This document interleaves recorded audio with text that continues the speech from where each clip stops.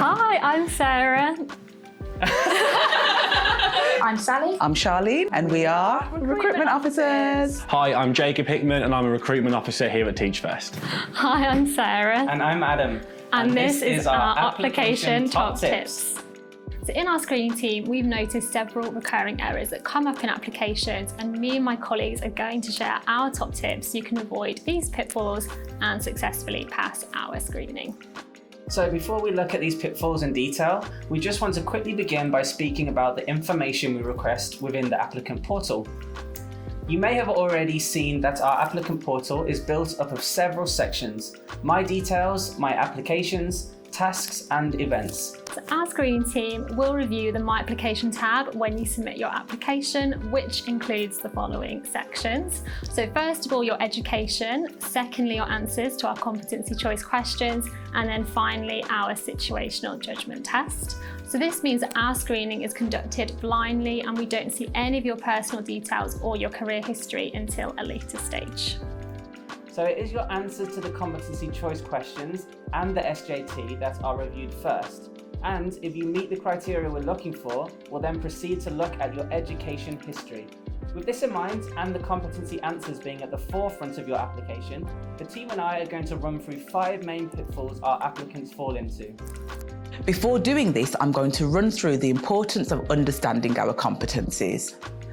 Our competencies are the most important part of our application. This is where most applicants will stumble. Read the guidance on each competency. Make sure to stay focused on one example and keep centered on that competency alone. You can read about our competencies on our website and also within your application via the drop-down box. You'll see that when you click on the competency questions section, you have 3 questions to answer. 2 of the competencies to discuss have already been determined, and the 3rd one can be chosen by you based on the remaining 6 competencies. To begin with, let's speak about the competency motivation and understanding. For this competency, we want you to talk us through why you want to apply for Teach First. So ask yourself the following questions. 1. What do you know about our mission and vision at Teach First? 2. Why is ending educational inequality important to you?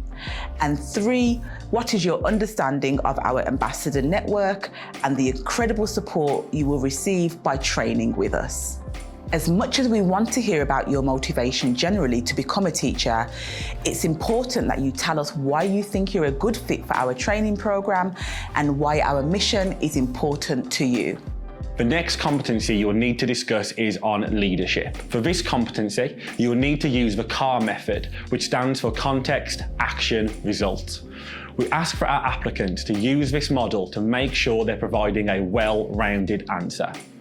If we break down the CAR method a little further, we are looking for context to equate to around 20% of your answer, action around 70%, and result 10%. This places action right at the heart of what we're looking for, meaning that essentially, after building and describing the context, we want to know the specific actions that you took in response to the context. And it's important that these actions are, in large, taken by you, meaning you're using I more than we. Finally, we have the 3rd competency, where you can select the competency you would like to discuss. Please note that all our competencies are equally weighted, so you do not need to spend time second-guessing what you feel could be the most important final competency. Just choose the competency that you feel you have the best example for. Okay, so we're now going to break down the 5 main pitfalls that our selection team have identified when reviewing answers to our competency choice questions. So number 1, failing to meet the 250 word count. So make sure to make as much of the word limit of 250 words as possible. If you write under 250 words, you're automatically lowering your chances of passing screening. So view this as an expectation and not a general guideline. So choosing an example which doesn't fit the competency And we have sometimes received examples that would have been fantastic for one of our other competencies, but not the competency selected. Using several examples instead of selecting one.